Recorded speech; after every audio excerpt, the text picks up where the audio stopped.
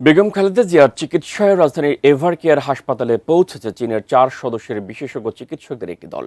হাসপাতালের সামনে আছেন সহকর্মী মনিরুল ইসলাম মিন্টু। বেগম খালেদা জিয়ার স্বাস্থ্য পরিস্থিতির সবশেষ তথ্য জানতে যুক্ত হচ্ছি তার সঙ্গে।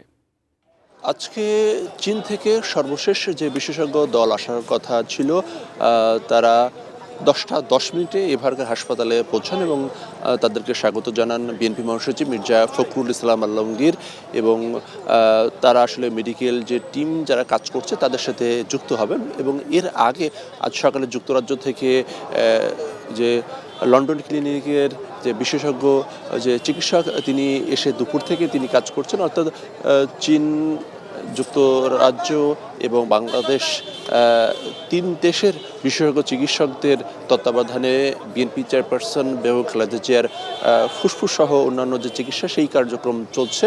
এবং আজকে কিন্তু আনুষ্ঠানিকভাবে বিএনপির পক্ষ থেকে কোনো ব্রিফিং করা হয়নি, তবে বিএনপির যে দায়িত্বশীল সূত্র তারা বলছেন যে খালেদা জিয়ার যে স্বাস্থ্যের অবস্থা সেটি অপরিবর্তিত রয়েছে। অ্যান্টিব্যাকটেরিয়াল অ্যাডিটিভ যুক্ত সেরা ওয়াটার ট্যাঙ্ক বিশুদ্ধ পানিতে ব্যাকটেরিয়া জন্মাতে দেয় না।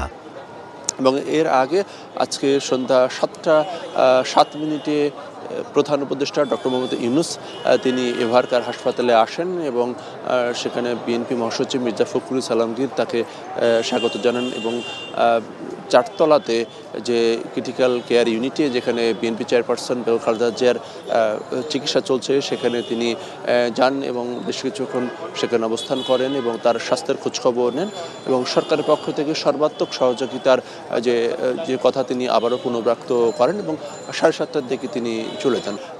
বোর্ড তারা আসলে দফায় দফায় বৈঠক করছেন, অবস্থা পর্যবেক্ষণ করছেন এবং সেক্ষেত্রে তার শারীরিক অবস্থায় কিছুটা উন্নতি হলে বিদেশে চিকিৎসার জন্য নিয়ে যাওয়া সম্ভব হয় কিনা সেই বিষয়টি আসলে বিবেচনা করছেন।